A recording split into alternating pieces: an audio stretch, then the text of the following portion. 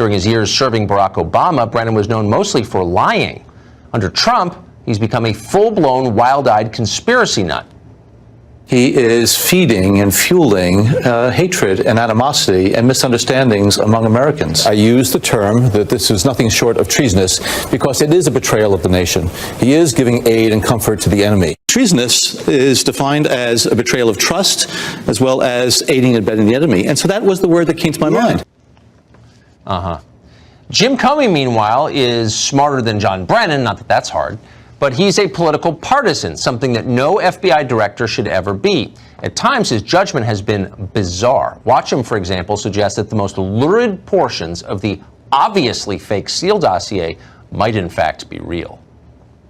Honestly, never thought these words would come out of my mouth, but I don't know whether the current president of the United States was with prostitutes peeing on each other in Moscow in 2013. It's possible, but I don't know. These people are a joke. Those are the two most powerful unelected bureaucrats in Barack Obama's government, and you would not hire them to run a CVS. They're idiots. They're self-aggrandizing narcissists who believed an absurd story about a pee tape that ran on some cat blog. And they're not alone.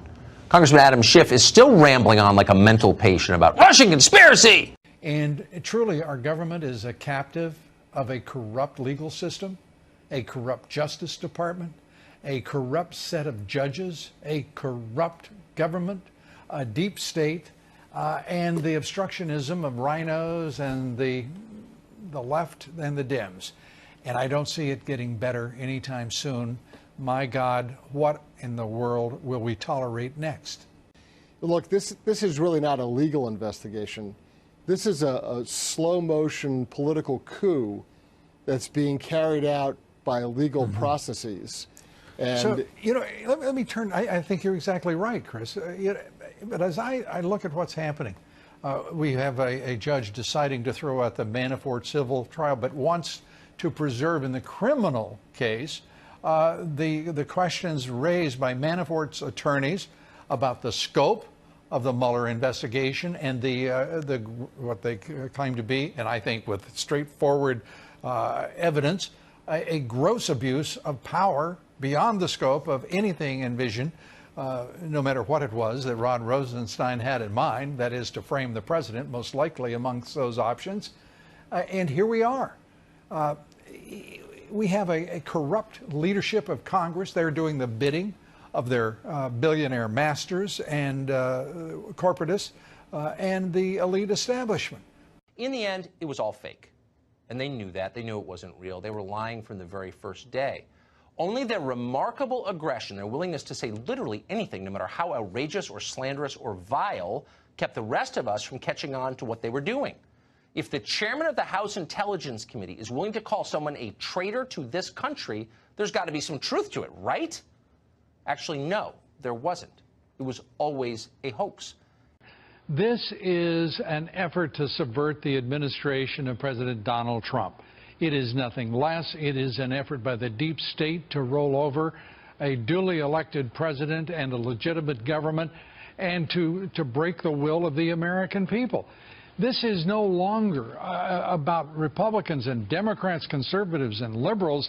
This is about a full-on assault by the left, the Democratic Party, to absolutely carry out a coup d'etat against President Trump, aided by the left-wing media. There's just the suggestion there's collusion between Trump and the Russians when we have absolute evidence of collusion between the Clinton Foundation, Secretary of State Clinton, and the Russians. I mean, this, my God, money. What does it take?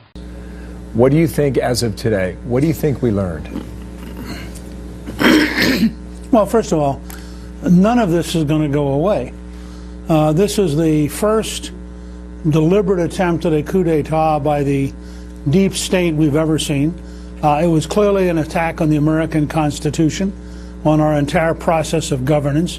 People like Comey were right in the middle of it. I mean, the very idea that he has the chutzpah to go on national television to say anything, given his own track record, tells you how sick the system has become.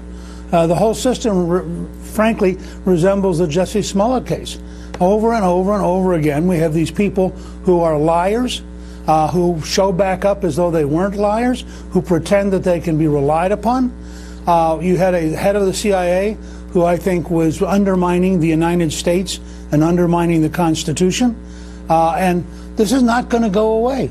The president was shown not to be colluding. He was shown not to be obstruction. The very things that the Democrats said they had proof of, they didn't have proof on. And I think it's time for an apology for many of them. Instead of calling for more investigation, they ought to be in front of the camera saying, you know, I apologize. I said there was collusion, but we didn't have any proof.